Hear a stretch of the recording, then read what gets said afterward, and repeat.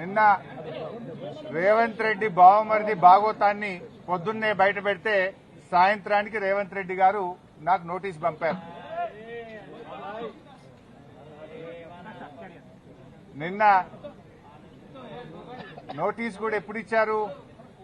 నిన్న రాత్రి దాదాపు 9 గంటల సమయంలో మా ఇంటి దగ్గర మా మెయిడ్కు నోటీస్ ఇచ్చి వెళ్లారు. నేను ఆ సమయంలో సిద్దిపేట నియోజకవర్గంలో నా ప్రజలతో వివిధ కార్యక్రమాల్లో పాల్గొన్నాను. అయితే నిన్న రాత్రి 9ంటికి నోటీస్ ఇచ్చి ఉదయాన్నే 11 గంటలకు రమ్మన్నారు.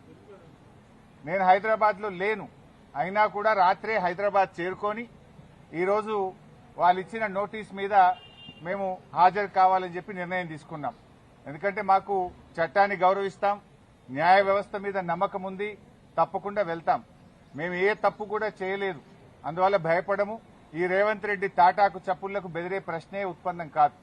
ఎందుకంటే ఇలా రేవంత్ రెడ్డి మాకు తెలుసు, నిన్న ఆయన బావమర్ది భాగవతాన్ని పొద్దున బయట పెడితే సాయంత్రానికి నోటీస్ పంపిండు.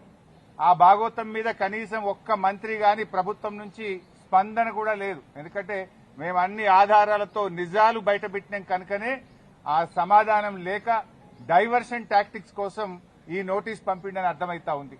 నిన్ననే చెప్పి